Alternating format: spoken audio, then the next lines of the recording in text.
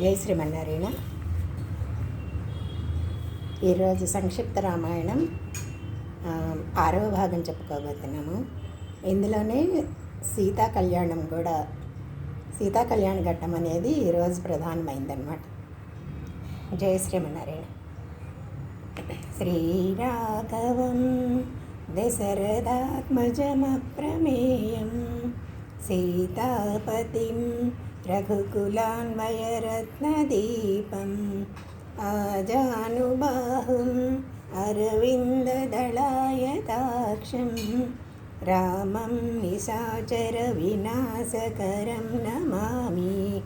వైదేహీ సహితం సురద్రుమతలే హైమే మహామండపే మధ్యే పుష్పకమాసనే మణిమయే వీరాసనే సుస్థితం అగ్రే వాచయతి ప్రభంజనసుతే తత్వం మునిభ్యః పరం వ్యాఖ్యాంతం భరతాదిభిః పరివృతం రామం భజే శ్యామలం. ఆపదామపహర్తారం దాతారం సర్వసంపదాం లోకాభిరామం శ్రీరామం భూయో భూయో నమామ్యహం. జై శ్రీమన్నారాయణ.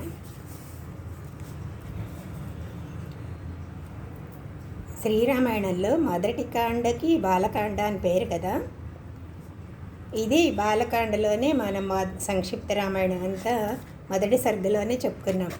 కానీ బాలకాండ అని పేరు వచ్చింది, కానీ దీంట్లో రాముడు బాల్యం గురించి చెప్తారేమో అనుకుంటాం మనం కదా. కానీ ఈ కాండలో రాముడి బాల్యం ఎవ్వరు వర్ణించలేదు అసలు. ఇక ఈ బాలకాండలో 18వ సర్గ నుంచి 18వ సర్గలో శ్రీరాముడు జననం జరుగుతుందన్నమాట.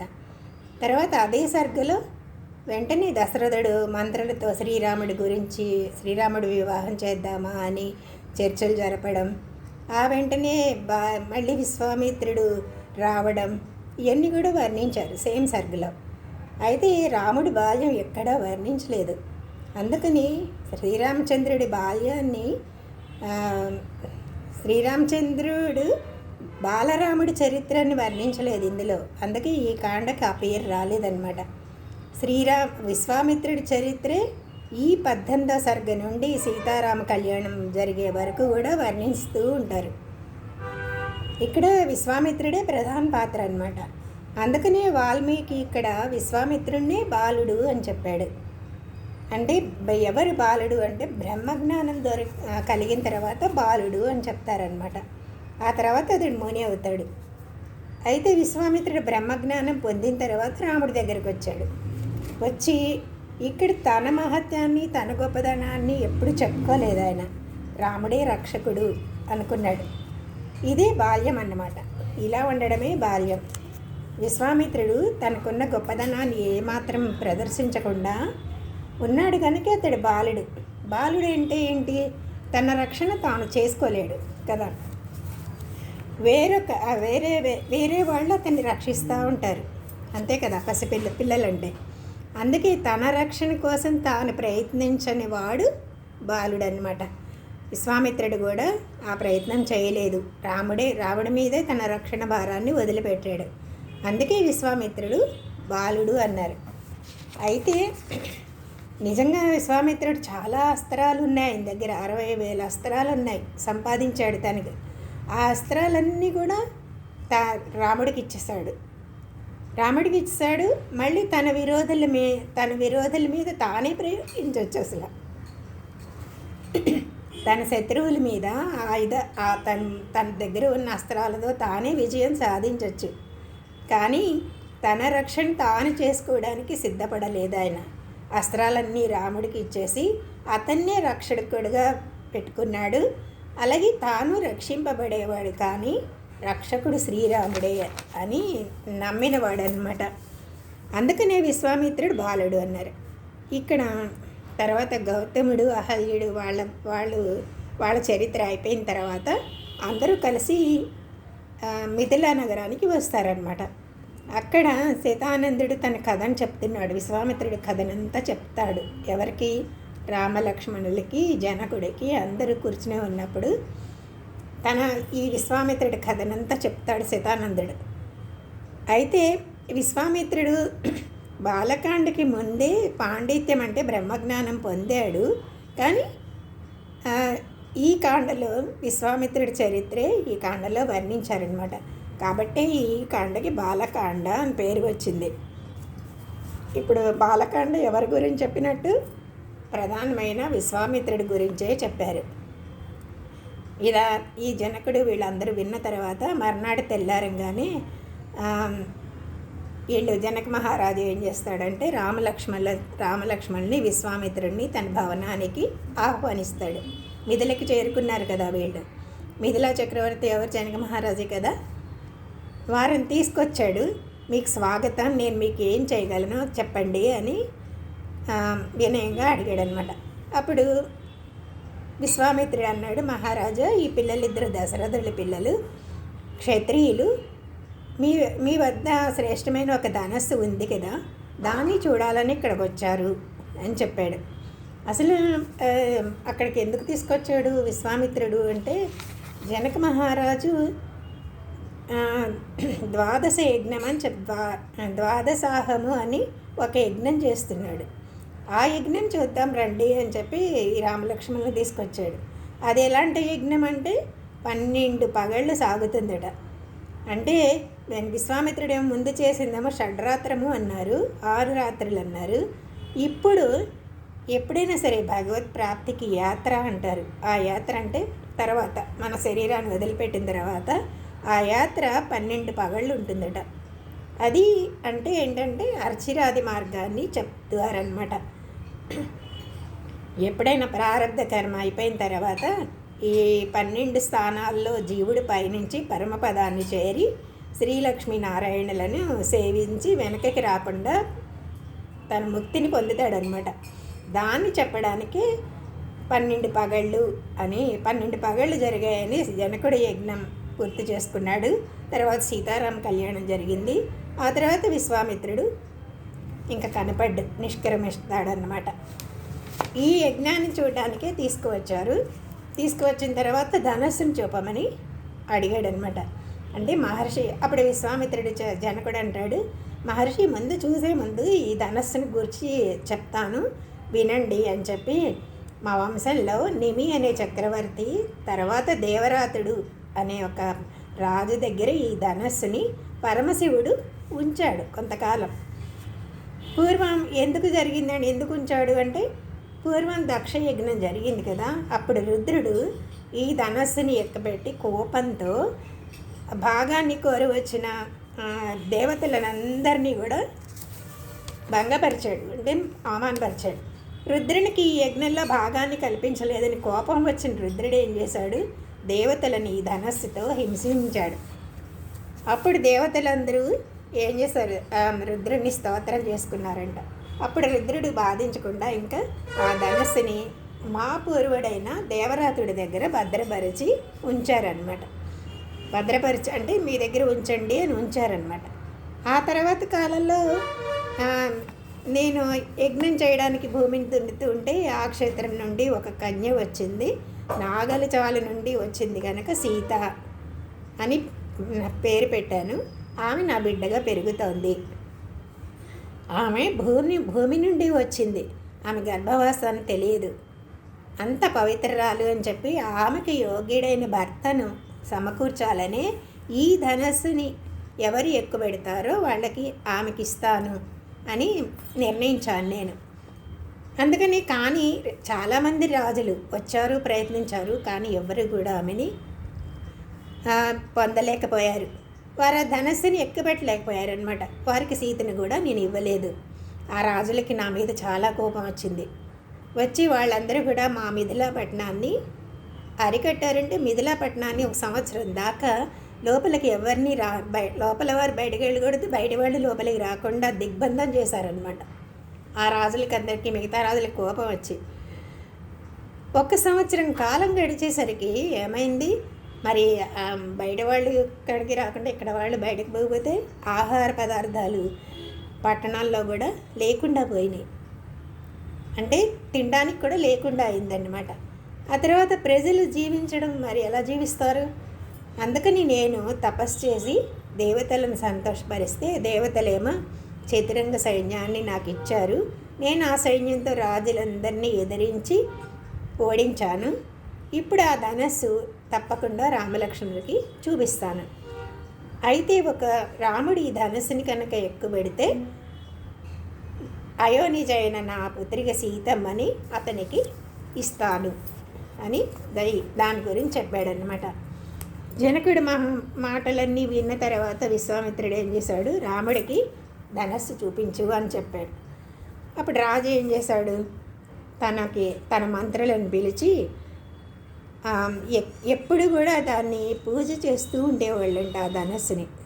మరి రుద్రుడి ధనస్సు కదా, సభలోకి తెప్పించండి అని ఆజ్ఞ ఇచ్చాడు. అప్పుడు మంత్రులు ఏం చేశారు? ఆ ధనస్సుని తేవడానికి వెళ్ళారు. ఆ ధనస్సుని తేవడానికి 5,000 మంది అంట.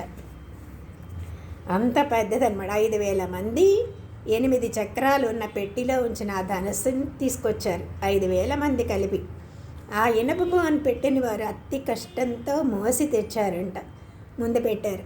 అప్పుడు జనక మహారాజు విశ్వామిత్రుడికి నమస్కరించి, ఇది మా బ్రహ్మర్షి, అప్పుడు బ్రహ్మర్షి అయిపోయాడు, ఇది మా పూర్వులు పూజించిన శ్రేష్టమైన ధనస్సు. రాజులందరూ ప్రయత్నించారు, బట్ అశక్తులు అయిపోయారు. ఈ ధనస్సుని ఎక్కుపెట్టడానికి దేవతలు కానీ అసురులు కానీ రాక్షసులైనా గంధర్వులైనా యక్షులైనా కిన్నెరలు ఎంతోమంది ప్రయత్నించారు, ఎవరు కూడా చేయలేకపోయారు. ఇంకా మనుషులు దీనిని ఎక్కుపెట్టడం సాధ్యమా? అసలు ఎక్కుపెట్టడం కాదు, వంచడం, దాన్ని లాగి లోపలికి చేర్చడం, కదల్చడం అసలు మనుషులకి సాధ్యం కాదు. అయినా సరే ఇప్పుడు వీళ్ళిద్దరు రాజకుమారులు ఇద్దరు కూడా మనుషులు కదా, అందుకని చెప్తున్నాడు. అయితే అయినా సరే పర్వాలేదు, మీ రాజకుమారులు కూడా మీ రాజకుమారులకి చూపించండి అని చెప్పాడనమాట. అంటే జనకుడి మాటలు విని విశ్వామిత్రుడు, రామ ధను పశ్య అన్నాడు. నాయన రామ ధనుసు చూడు అన్నాడు. అనంటే రాముడేమో విశ్వామిత్రుడు ఆజ్ఞ తీసుకొని ఆ ధనస్సు ఉన్న పెట్టి దగ్గరికి వెళ్ళాడు. వెళ్ళి పెట్టిని తెరిచాడు. ధనస్సును చూసి విశ్వామిత్రుడితో అడుగుతున్నాడు, ఇట్లా, గురుదేవ ఈ శ్రేష్టమైన ధనస్సుని నా చేత్తో ముట్టుకోవచ్చా అన్నాడండి. అంటే ఒకవేళ కదలచడానికి ఏమన్నా నాకు శక్యమైతే కనుక ఎక్కువ పెడతానికి ప్రయత్నిస్తాను అన్నాడు. అప్పుడు జనక మహారాజు విశ్వామిత్రుడు కూడా ఓకే అలాగే చేయండి అన్నారు. రాముడు మధ్య భాగంలో ఆ ధనస్సు మధ్య భాగంలో పట్టుకున్నాడు. పెట్టి నుంచి బయటకు తీశాడు. అందరూ కూడా ఆశ్చర్యంతో చూస్తున్నారు.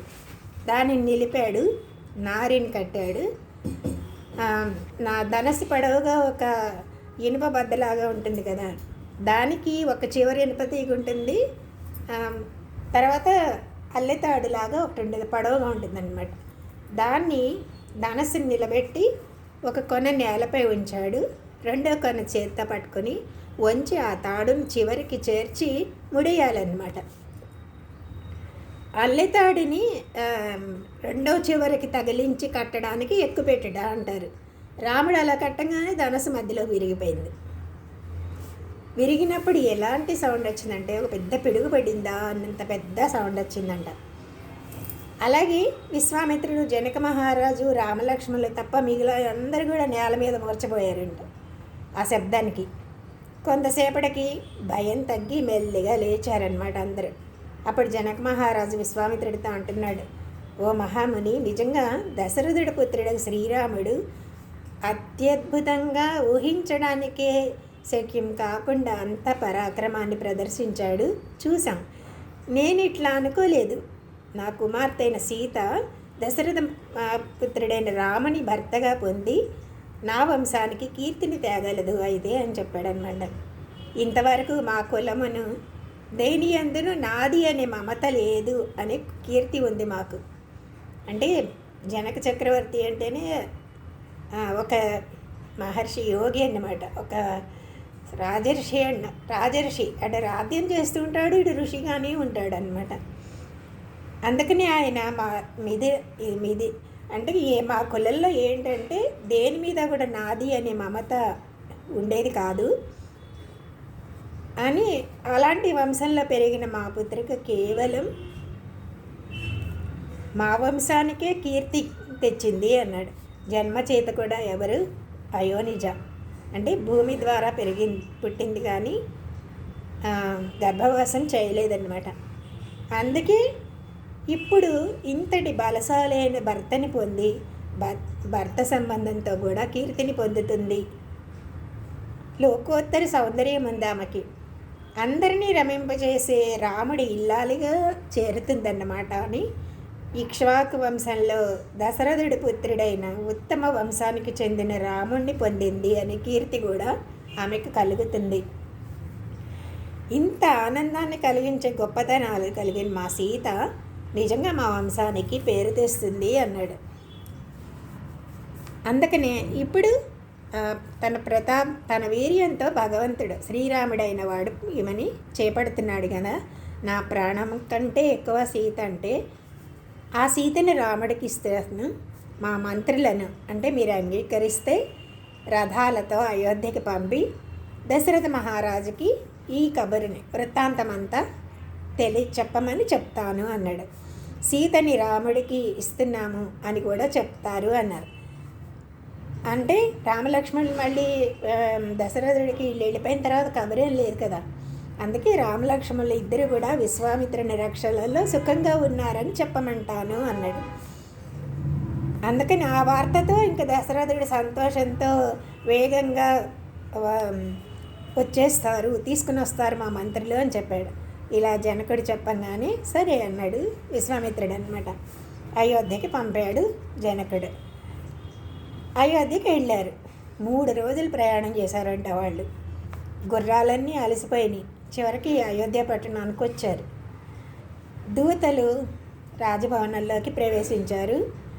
దశరథుడితో చెప్తున్నారు, మిథిలా నగరాన్ని పాలించే జనక మహారాజు మీరు క్షేమంగా ఉన్నారా అని అడగమన్నారు. మీరు కుశలముగా మీ కుశలాన్ని తెలుసుకొని రమ్మని పంపించారు. విశ్వామిత్ర మహాముని ఆజ్ఞతో మేము చెప్పే ఈ మాటలని మీకు నివేదించమని చెప్పారు అని. అలాగే నా కుమార్తె అంటే జనకుడు చెప్పినట్టుగా ఇలా చెప్పమన్నారు అని అనమాట. నా కుమార్తె పెండ్లాడాలని రాజులందరూ ఆమెను పొందాలని వచ్చి వ్యర్థమై తిరిగి వెళ్ళిపోయారు. నీ కుమారులు అనుకోకుండా విశ్వామిత్రుడితో మా పట్టణానికి వచ్చారు. దివ్యమైన ధనస్సుని వంచి శ్రీరాముడు మా పుత్రి అయిన సీతమ్మని తన దానిగా చేసుకున్నాడు. అందుకని సీతమ్మని ఇవ్వడానికి మేము సిద్ధంగా ఉన్నాము, మీరు అనుమతించకోరుతున్నారు అని చెప్పారనమాట వాళ్ళు. శివధనుస్సు విరిగింది కనుక నేను సీతమ్మని ఇవ్వాలి అనుకుంటున్నాను, మీ అనుమతి కోరుతున్నాము అని మహారాజా మీరు పురోహితులతో మీ మంత్రులతో మా పట్టణానికి రమ్మని ఆహ్వానించారు అని ఈ రకంగా చెప్పాడనమాట. అలాగే మేము మా ప్రభువైన శతానందుడి అనుమతితో విశ్వామిత్రుడి ఆజ్ఞతో మీకు నివేదిస్తున్నాము అని చెప్పారు. మంత్రులు చెప్పాడు. ఇంకా రాజుకి దశరథుడి రాజుకి పరమానందం, ఎంత ఆనందమో. వెంటనే వశిష్ఠుణ్ణి వామదేవుణ్ణి అందరినీ పిలిచాడు. అలాగే కౌసల్యాతనుడు ఎక్కడున్నాడో తెలుసా? రాముడు లక్ష్మణుడితో విదేహ దేశంలో ఉన్నాడంట. అక్కడ జనక మహారాజు సభలో తన విల్లును విరిచాడంట.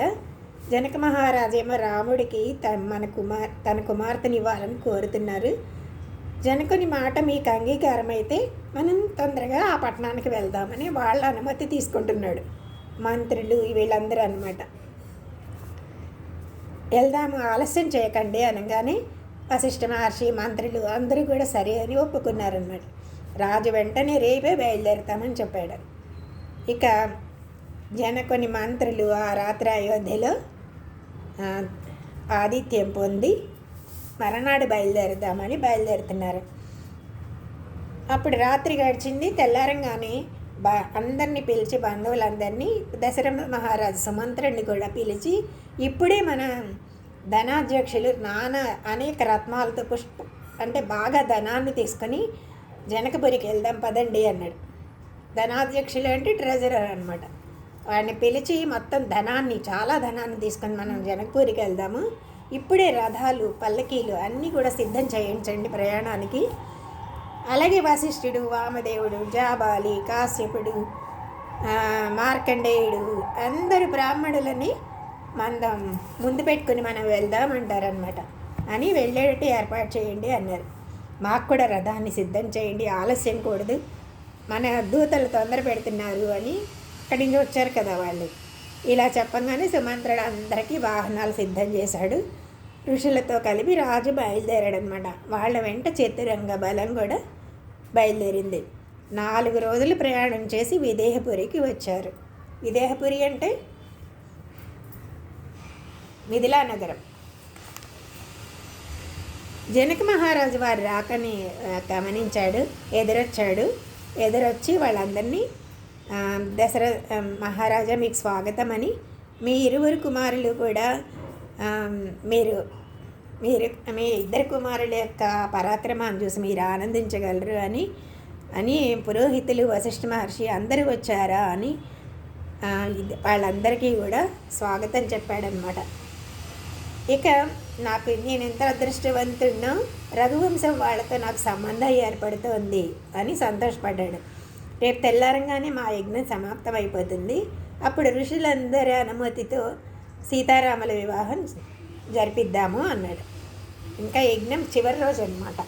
ఇలా ఋషులందరూ ఎదుట జనకుడు చెప్పంగానే దశరథుడు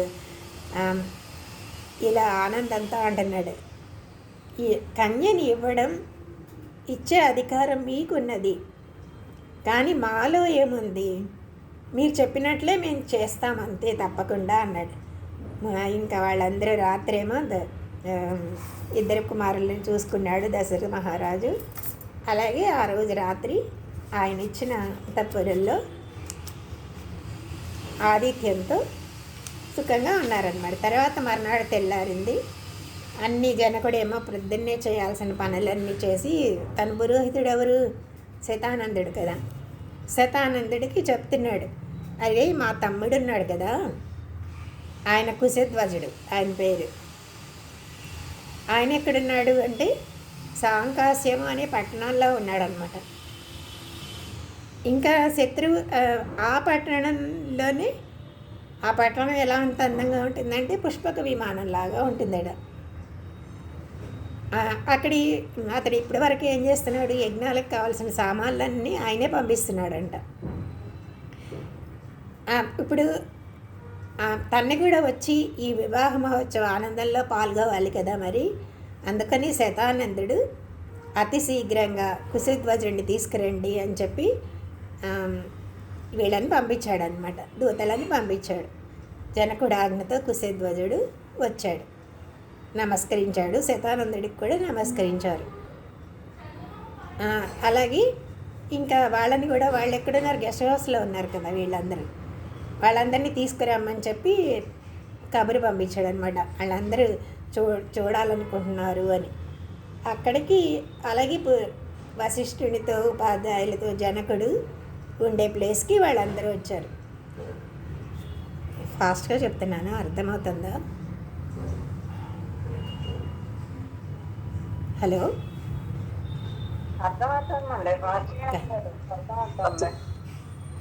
ఓకే. అప్పుడు దశరథుడు అంటున్నాడు, మహారాజా, మా ఇక్ష్వాకు వంశానికి సాక్షాత్ దైవము కులగురువు ఎవరంటే వశిష్ఠుడు. ఇంకా ఆయన విశ్వామిత్రుడు గనక అనుమతిస్తే మా వంశక్రమాన్ని చెప్తాము అన్నాడు. ఇదే ప్రవర అంటారు. మనకి ఏ కళ్యాణం జరిగినా కూడా ప్రవర అని చెప్తారు. ప్రవర అంటే అటు పెళ్ళి కొడుకు తరపున, ఇటేమో పెళ్ళి కూతురు తరపున వాళ్ళ వంశం గురించి చెప్తారనమాట.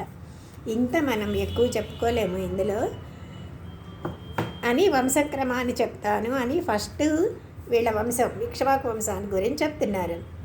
చతుర్ముఖ బ్రహ్మ నుండి చతుర్ముఖ అంటే భగవంతుడి నుంచి చతుర్ముఖ బ్రహ్మ జన్మించాడు.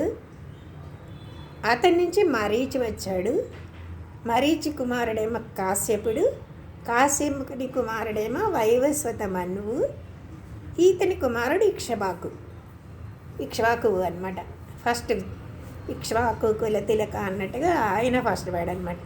ఇలా వీళ్ళందరి తర్వాత ఇక్ష్వాకు వచ్చాడు, మొదటి రాజు అనమాట. అయోధ్యని పాలించిన మొదటి రాజు.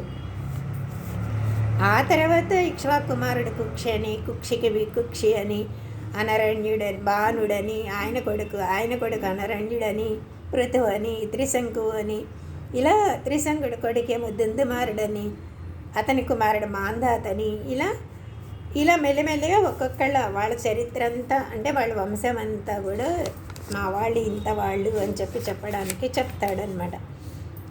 చెప్పి ఇంక తర్వాత నహుషుడు, చివరిగా నహుషుడికి యయాతికి నాభాగుడు, అలాగే నాభాగుడికి అజుడికి దశరథుడు కుమారులే జన్మించారు. చివరికి దశరథుడికి వీళ్ళిద్దరు రామలక్ష్మణుడు దశరథుడి కుమారులు. మొదటి నుండి వీళ్ళ వంశం అంటే చాలా గొప్ప వంశం అనమాట. అందుకనే కదా ఇక్ష్వాకు రాజుకి భగవంతుడు, అదే తన బ్రహ్మ కూడా ఈ క్షీరసముద్ర రాజన్ అని స్వామిని విగ్రహాన్ని బహుమతిగా ఇచ్చాడు కదా.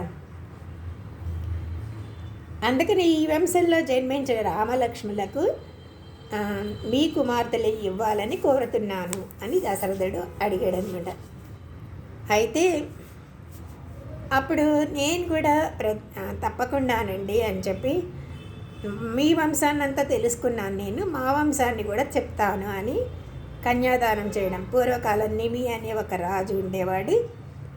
అతని కుమారుడు మిథి, అతని పేరు మీదనే మిథిల అనే పేరు వచ్చింది ఈ పట్టణానికి అని చెప్పి, అతని నుంచి ఉదాను అని ఇలా చాలా పేర్లు చెప్పిన హరస్వరోముడు అని చెప్పి, స్వర్ణరోముడికి హరస్వరూపుడు. ఆ హరస్వరోముడిలో నేను పెద్దవాడిని, ఇద్దరైతే. రెండోవాడేమో మా కుశధ్వజుడు. పెద్దవాడే నన్ను మా తండ్రి రాజ్యానికి పరిపాలించమని పట్టాభిషేకం చేశారు. కుశధ్వజుడి భారం కూడా నాపై ఉంచాడు. అతడు వనానికి వెళ్ళిపోయాడు తండ్రి.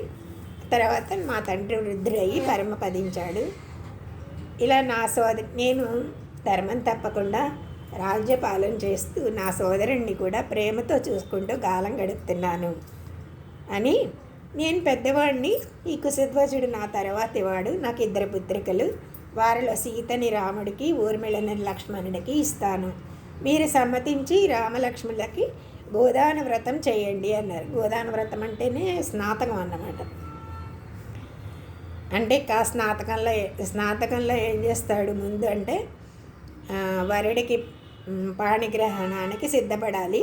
ఇందులో కేశఖండనం జరుగుతుంది స్నాతకం జరిగినప్పుడు. అందుకని మంత్రపూర్వకంగా చేసే కేశఖండనానికి గోదానము అని పేరంట ఇక్కడ. దీంతోపాటు వివాహానికి ముందు పితృదేవతలందరికీ కూడా నాంది శ్రాద్ధం అని చేస్తారు. వాళ్ళని కూడా సంతోషపరచాలి, వాళ్ళని కూడా రమ్మని పిలవాలి కదా, మరి వివాహం జరుగుతుండే. అందుకనే వాళ్ళకి కూడా నాంది శ్రాద్ధం అని చేస్తారనమాట. ఈ 2 మీరు రామలక్ష్మణులకు జరిపించండి. ఈరోజు మకా నక్షత్రం, ఎల్లుండి ఉత్తర ఫల్గుని నక్షత్రం. వీళ్ళ వివాహాన్ని నిర్ణయించారనమాట. వివాహ మహోత్సవం చేద్దామని చెప్పంటే సరే అని దశరథుడు ఒప్పుకుంటాడనమాట. ఇలాగే ఈ వివాహం 2 వంశాలకి కూడా పేరు తెచ్చేదై ఉంటుంది అని ఈ 2 వంశాలని నిజంగా గొప్ప వంశాలు కదా. రాముడికి సీత, లక్ష్మణుడికి ఊర్మిళ నిజంగా తగిన భార్యలను అవుతారు అని. గుణములు కూడా చక్కటి గుణాలు గల వాళ్ళు వీళ్ళందరూ. ఒక్క మాట చెప్తున్నానండి, నా తమ్ముడు కుశధ్వజుడు ధర్మాత్ముడు. అతనికి కూడా అందరిలో సాటి లేని 2 కుమార్తెలు ఉన్నారు. వారిని ఇరువురిని కూడా భరతుడికి శత్రుఘ్నుడికి ఇవ్వాలని కోరుతున్నాను అని చెప్పారనమాట. వాళ్ళ ఇలువ కూడా రామలక్ష్మణులాగానే ఎవరు శత్రుఘ్నుడు కూడా భరతుడు కూడా రూపము యవ్వనంలో ఇద్దరు తగిన వాళ్ళే. అంటే 4 సోదరులు కూడా పరాక్రమం ఉన్నవాళ్ళే, దేవతలతో సమానమైన పరాక్రమం ఉన్నవాళ్ళు. కాబట్టి వాళ్ళిద్దరికీ కూడా మీ సోదరుని కందులని ఇరువురిని భార్యలుగా చేయండి అని విశ్వామిత్రుడు చెప్పాడనమాట. విశ్వామిత్రుడు మాట వినగానే వశిష్ఠుడు సరే అన్నాడు. జనకుడు నమస్కరిస్తూ చెప్తున్నాడు, నిజంగా మా కులం ధన్యమైపోయింది. ఇద్దరు మహామహులు మా వంశానికి తగిన సంబంధాన్ని సమకూర్చడానికి ఆజ్ఞని ఇచ్చారు, తప్పకుండా అట్లే జరుగుతుంది అని ఒక్క రోజులో 4 కన్యలకి 4 కుమారులతో పాణిగ్రహణం చేద్దాము.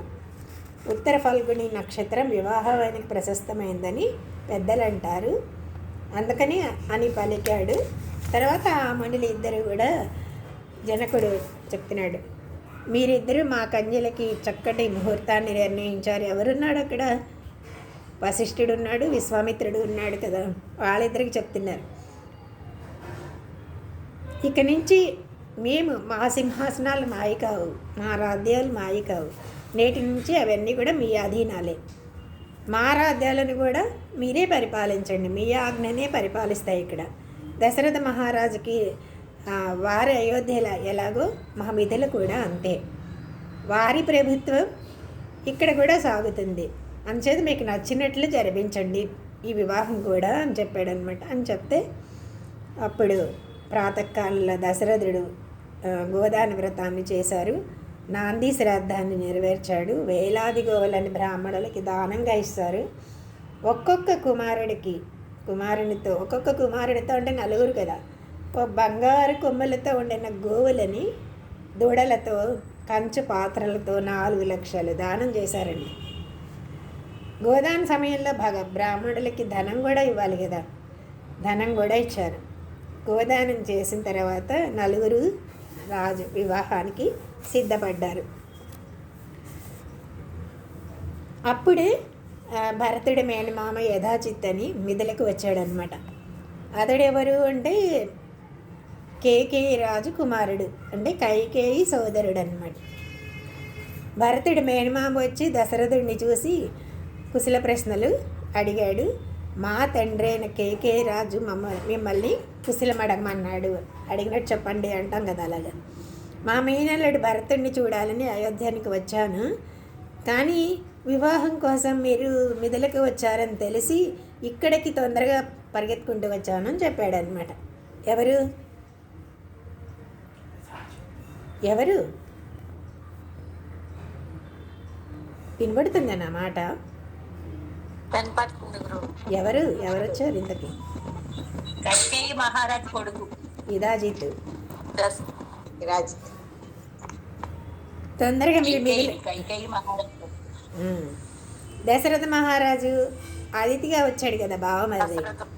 ఇంకా ఆ రాత్రి దశరథుడేమో తన కుమారులతో తన శబరిలో సుఖంగా ఉండి తెల్లారంగానే ప్రాతకాల చేయాల్సిన పనులన్నీ చేసుకుని ఋషులతో కలిపి యజ్ఞశాలకి వచ్చాడనమాట. ఇంకా శుభముహూర్తంలో సోదరులతో శ్రీరాముడి వివాహానికి ముందు ధరించాలి కదా, రక్షాబంధనాన్ని ధరించి వశిష్ఠుడితో యజ్ఞశాలకి వచ్చాడు. వశిష్ఠ భగవానుడు ఇచ్చిన జనకునితో వచ్చి వశిష్ఠుడు వచ్చి జనకుడితో చెప్తున్నాడు, మహారాజా, మా రాజు రక్షాస్తోత్రాలను ధరించిన తన కుమారులను వెంట పెట్టుకొని వచ్చాడు. కన్యాదాతలైన మీ కొరకు నిరీక్షిస్తున్నాడు. వివాహ శుభకార్యానికి 2 ఉండాలి కదా, దాత ఉండాలి, ప్రతిగ్రహీతలు ఉండాలి, ఇచ్చిపుచ్చుకునే వాళ్ళు ఉండాలి కదా, మీరు వచ్చి మీ కార్యాలను చేయండి అన్నారు. విశ్వామిత్రుడు చెప్పంగానే జనకుడు ఇక్కడికి, అంటే వాళ్ళు వెయిట్ చేస్తున్నారు పిల్లలతో అన్నమాట దశరథుడు. అప్పుడు అంటున్నాడు జనకుడు అంటున్నాడు, అసలు ఇక్కడికి రాకుండా అడ్డగించే వాళ్ళు ఎవ్వరు లేరు, మీరు ఒకళ్ళు ఆజ్ఞ కోసం ఏమీ నిరీక్షించాల్సిన అవసరం లేదు, ఈ రాజ్యం మీ రాజ్యమే, ఇక ఇదంతా మన ఇల్లు, దేనిని గురించి ఆలోచించక్కర్లేదు అని చెప్పాడు. ఆలోచించే పని లేదు అని వెంటనే రక్షాసూత్రాలు ధరించిన తన ఆడపిల్లని కన్యలను కూడా వేదిక మీదకి తీసుకువచ్చి మేము సిద్ధంగా ఉన్నాం, మీ కొరకే ఎదురు చూస్తున్నాము, వివాహ వేదిక దగ్గర అన్నీ సిద్ధంగా ఉన్నాయి, ఇంకా నిర్విఘ్నంగా కార్యక్రమాన్ని చేయండి ఆలస్యం చేయకూడదు అని జనకుడు ఇలా చెప్పగానే దశరథుడు ఋషులని తన కుమారులని వివాహ వేదిక దగ్గరికి వచ్చారు. అప్పుడు వశిష్ఠులతో రాముడి వివాహ క్రియలన్నీ కూడా ఋషులతో మీరే నెరవేర్చాలి అని చెప్పాడు. వశిష్ఠుడు అలాగే అని విశ్వామిత్రుని శతానందుని కూడా పిలిచి అక్కడ చక్కగా పచ్చని కొబ్బరి కొమ్మలతో చల్లగా ఉండేటట్లు ఒక మండపాన్ని ఏర్పరిచారు. దాని మీద వివాహ వేదికని కట్టారనమాట. ఆ వేదిక దగ్గర బంగారు పాలికలు అంకురార్పణం చేశారు. బంగారు పాలికలు అంటే మట్టి పాలికల్లో చేస్తారు కదా ఇప్పుడు అంకురార్పణం అని, మనకు కూడా చేస్తారు ఇప్పుడు పెళ్ళిళ్ళు అది అన్నీ. అయితే అంకురార్పణ చేసిన పాలికలు అర్ఘ్యానికి జలము నింపిన పాత్రలు, ధూప పాత్రలు, శంఖ పాత్రలు, సృక్కు స్రవము అని హోమం చేసే సాధనాలు. హోమం చేసే సాధనాలని సృక్కు స్రవము అంటారు, తెలుసు కదా. పసుపుతో కలిపిన అక్షంతలు నిండిన పాత్రలు అంటే తలంబ్రాలుగా అన్నమాట. అలాగే దర్భలతో ఒక వేదిక చుట్టూ ఒక ఆవరణలాగా కట్టారంటే దర్భలు పరిచి ఉంచారనమాట. మంత్రపూర్వకంగా శాస్త్రోక్తంగా అగ్నిని తెచ్చి వేదిక మీద ప్రతిష్ఠించారు. వశిష్ఠ మహర్షి ఆ యజ్ఞహోత్రంలో మంత్రాలతో హోమం చేశాడు. అప్పుడు జనక మహారాజు సీతని తీసుకువచ్చి రాముడికి ఎదురుగా అగ్ని వద్ద కూర్చోబెట్టాడు. అప్పుడు జనకుడు కౌసల్యానందవర్ధనుడైన శ్రీరాముడితో సీతా పాణిగ్రహణం చేయమని రాముణ్ణి కోరుతున్నాడు. ఇదే పాణిగ్రహణమే ముఖ్యం అన్నమాట. మనలాగా మాంగళ్యాలు ఇవన్నీ కాదు, అక్కడ పాణిగ్రహణం ఒక్కటే ముఖ్యం ఉంటుంది. సీతా పాణిగ్రహణం చేయండి అని రాముని కోరాడనమాట జనకుడు. అప్పుడు ఇయం సీత మమసుత సహధర్మచరీ తవ అని ప్రతిష్ఠ చైన భద్రంతే పాణిం గృష్ణీవ పాణిన పతివ్రత మహాభాగ భాయే వామి గతా సదా అని ఈమె నాసుత చెప్తున్నాడు. నీకు సహధర్మచారిణి, ఈమెని నువ్వు స్వీకరించు అని జనకుడు శ్రీరాముడికి చెప్తున్నాడు. నీకు మంగళం అవుతుంది, ఈమె హస్తాన్ని నీ హస్తంతో గ్రహించు అన్నాడు. ఈమె పతిని సేవించడమే వ్రతంగా పాటిస్తుంది, గొప్ప స్వభావం, నీడలాగా నిన్నెప్పుడూ అనుసరించి ఉంటుంది అని చెప్పి మంత్రాలతో రాముడి చేతిలో సీత చేతిని ఉంచాడనమాట. దేవతలు ఋషులు అందరూ కూడా వెంటనే ఆశీస్సులు అందించారు. అలాగే దేవదుందువులన్నీ మ్రోగాయంట. గొప్ప పుష్పవర్షం కూడా కురిపించారు దేవతలందరూ. ఈమె ఈ శ్లోకంలో ఏం చెప్తాడంటే ఈమె అని సీతమ్మని జనకుడు చూపిస్తున్నాడు. ఈ సౌందర్యము సౌకుమార్యము ఈ లావణ్యము ఒక్కసారి చూడు రామా, కేవలం రూపంగానే కాదు, రూపవతే కాదు, జన్మచేత కూడా ఈమె చాలా గొప్పది. ఈమె సీత అంటే నాగటి చాలు నుండి వెలువడింది. ఈమెను చూసేసరికి రాముడు కన్నులు ఎలా మెరిసిపోయినాయట. ఎక్కడ ఉంది సీత ఇలా చెప్తున్నాడు అనమాట. చెప్తుంటే ఎక్కడ ఉంది సీత అన్నట్టుగా అటు ఇటు చూస్తున్నాడు. ఇదిగో చూడు అని చెప్తున్నాడు. ఇక్కడ ఉంది చూడని ఈమె సీత అని చెప్తున్నాడు. అప్పటి వరకు అది సీత ఎవరో తెలియదు రాముడికి, చూడలేదు. కానీ మన సినిమాల్లో వాటిల్లో అయితే ఎప్పుడో కలిసారు, గార్డెన్స్లో డ్యూయెట్లు పాడారు, ఇవన్నీ ఉంటాయి. అవన్నీ లేదు, ఇప్పుడే మాత్రమే చూస్తాడు ఆ క్షణంలోనే. అందుకే సీత అంటుంటే జనకుడు ఎక్కడుందా అని వెతుకుతున్నాడు అనమాట. అప్పుడు చూపిస్తున్నాడు ఏం సీత అని, ఈమె సీత అని చెప్పాడు. ఈమె గర్భవాసం అనుభవించి జన్మించలేదు, నీవు మనుషుడు వయ్యకు పుట్టావు, ఈమె కూడా నీతో ధర్మ నిర్వహణ చేయడానికి సీత అనే పేరుతో వెలువడింది, సౌందర్యంలో గొప్పది. ఈమె భూమి నుండి ఆవిర్భవించింది అనకూడదు, కానీ ఒక వాసి నీకన్నా ఎక్కువే అన్నాడు, గొప్పదే అన్నాడు. ఎందుకంటే రాముడు 12 నెలలు గర్భవాసం అనుభవించి పుట్టాడు కదా, అందుకని నీకన్నా కొంచెం గొప్పదే అన్నాడు అనమాట. ఆమె నీ కొరకు అయోనిజై వచ్చింది, ఈమె నాసుత, నా కూతురు. మేము మా వంశం పేరు జనకులము, నడువడికి అంటే మంచి నడువడికి మా కులం మా వంశం అనేది పేరు పొందింది. అది ఈమె నీతో కేవలం భోగాలు అనుభవించడానికి మాత్రమే కాదు, నీతో ధర్మాచరణ చేయడానికి ఎక్కువ నీ ధర్మాచరణ చేస్తుంది. ఈమె నీ సహధర్మచారిణి, నీతో కలిసి నీ ధర్మానికి సమానమైన ధర్మాన్ని ఆచరిస్తుంది. నువ్వు జనకుడికి తెలుసు ఈయన భగవంతుడు అని. శరణాగతులను రక్షించడమే నీకు ధర్మం అయితే, అపరాధం చేస్తే మాత్రం అపరాధం చేసినా కూడా నీ వాడను అంటే రక్షించడం నీవు ధర్మంగా పెట్టుకున్నావు. కానీ ఈమె తప్పు చేసిన వాళ్ళని కూడా ఎవరైనా శిక్షిస్తే తప్పు చేయని వారు ఎవరుంటారు అని సమర్థించి రక్షించగల కరుణామూర్తి అని చెప్పాడంటే, అప్పుడు సీత ఏం చేసింది? అదే కదా చేసింది. హనుమ అడుగుతాడు వీళ్ళందరినీ, అంటే గెలిచిన తర్వాత, యుద్ధం గెలిచిన తర్వాత సీతను తీసుకెళ్ళడానికి వచ్చి, ఇన్నాళ్ళు నిన్ను హింసించారు కదా, ఇప్పుడు వీళ్ళని నేను హింసిస్తాను అని అంటే, తప్పు చేయని వాళ్ళు ఎవరు అని చెప్తుంది కదా. అందుకని ముందే జనకుడు చెప్పాడనమాట, ఇలా సౌందర్యంలో కానీ, జన్మలో కానీ, శీలంలో కానీ నీకు తగినది అయినా నేను నీకు ఇవ్వాలని అనుకుంటున్నాను చూసావా, ఇవ్వడానికి నేనే ఇవ్వండి, ఈమెను స్వీకరించు, ఈమె నీ సొత్తు, కొంతకాలం దగ్గర నా దగ్గర ఉంది అంతే. అంటే నీ వస్తువుని నువ్వు స్వీకరిస్తున్నా కానీ ఒకళ్ళు ఇవ్వడం, నేను ఇవ్వడం అనేది అపచారం కదా, అలా అనడం అనేది అని చెప్తున్నాడు జనకుడు. అంటే ఒక రహస్యం అందరికీ చెప్తున్నాడు అనమాట. మన ఆత్మ అనేది భగవంతుడికే చెందింది, ఇప్పుడు ఈ శరీరంలో ఉంది, ఇది స్వతంత్రం కాదు, ఇదేంటి అంటే భగవంతుడి సొత్తు, అది వాని కొరకే ఉపయోగపడాలి అని తెలిసి వాని ఆత్మని వాడికే అర్పించడం అనేది ప్రతి మానవుడి కర్తవ్యం అని చెప్తూ, సామాన్యుల జీవుల వంటిది కాదు ఈమె ఎవరు? సాక్షాత్ లక్ష్మీదేవి. నారాయణుడివైన నీవు రాముడిగా అవతరించిన నీతో ధర్మాచరణ చేయడానికి సీతగా వచ్చింది. ఈ రహస్యం తనకి తెలుసు అని అన్నట్టుగా జనకుడు చెప్తున్నాడు అనమాట. ఈమె ఎవరు అంటే లక్ష్మీదేవి సూర్యుడితో ప్రభలాగా నారాయణుడితో లక్ష్మీదేవి చేరే ఉంటుంది అని దూరంగా ఉండదు, కానీ ఒక ప్రయోజనం కోసం దూరంగా ఉన్నట్లు నటిస్తుంది అంతే. అంటే విష్ణువుని లక్ష్మీదేవి నీతో ఎప్పుడు కూడా నిచ్చాన పాయిని, ఎప్పుడు కలిసి ఉండేదే కదా, నీతో ఎప్పుడు కూడా నిన్ను వీడి ఉండదు. ఆమెను ఇవ్వడానికి నాకేమీ అధికారం లేదు, నీవు స్వీకరించమని చెప్పడమే నా కర్తవ్యం అన్నాడు. ఇంతకాలం నా దగ్గర ఉంది, నిన్ను చేరడానికే ఎదురు చూస్తుంది, స్వీకరించు అన్నాడు.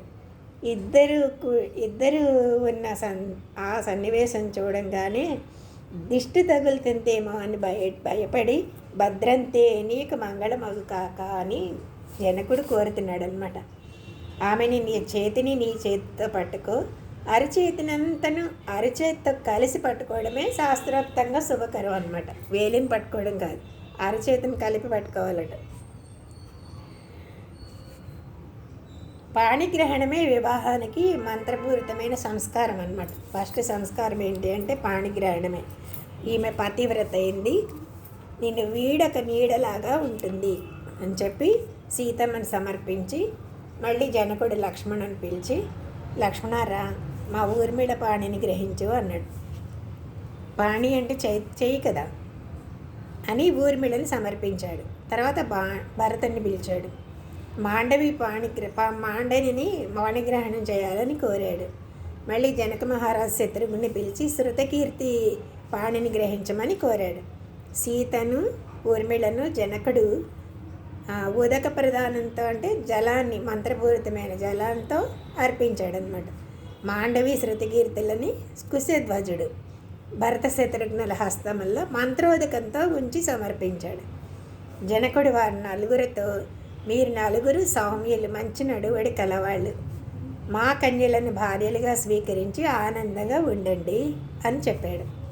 వశిష్ఠుని అంగీకారంతో నలుగురు కన్యల హస్తాలని గ్రహించారు.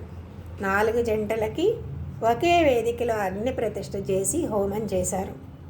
4 దంపతులను అగ్ని ఉన్న వేదికకి ప్రదక్షిణం చేయించారు. రాజులకి ఋషులకి నమస్కరింపజేశారు. అందరికీ పాదాలకు నమస్కరిస్తారు కదా, అలా ఋషులకి రాజులకి అందరికీ నమస్కరించారు.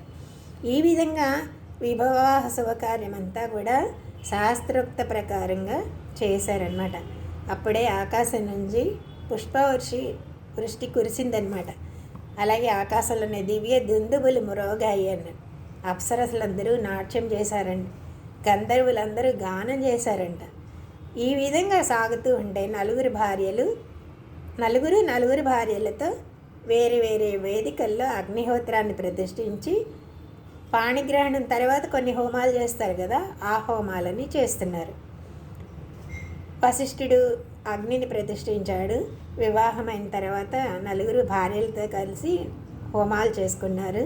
తర్వాత అగ్నికి 3 సార్లు ప్రదక్షిణాలు చేశారు. తర్వాత తమ భార్యలతో కలిసి వాళ్ళకి ఇచ్చిన విడిదిలోకి వెళ్ళిపోయారనమాట. ఋషులు బంధువులు కూడా వాళ్ళ స్థానాలకి వెళ్ళారు. ఇది కళ్యాణ ఘట్టం. సీతారామ కళ్యాణం ఇంత వైభవంగా జరిగిందనమాట. అంటే దేవతలే ఆకాశం నుంచి పుష్పవృష్టి కురిసింది అంటే, మళ్ళీ దివ్య దుందుబులు మోగాయి, ఆకాశంలో అప్సరసలు నృత్యం చేశారు, గంధర్వులు గానం చేశారు. ఇలా ఎంత చక్కగా అగ్నిహోత్రాన్ని ప్రతిష్ఠించారు, జలంతో పాణిగ్రహణ చేశారు. ఆ తర్వాత భార్యలతో హోమాలు చేశారు, ప్రదక్షిణాలు చేశారు. ఆ తర్వాత భార్యలను తీసుకొని అందరికీ నమస్కారం చేశారు, ఋషులకి, తల్లిదండ్రులకి, బంధువులకి, అందరికీ. అప్పుడు వాళ్ళని తీసుకొని విడిదికి వెళ్ళిపోయారనమాట. ఇది సీతారామ కళ్యాణ వైభోగం అన్నమాట. జయ శ్రీమన్నారాయణ.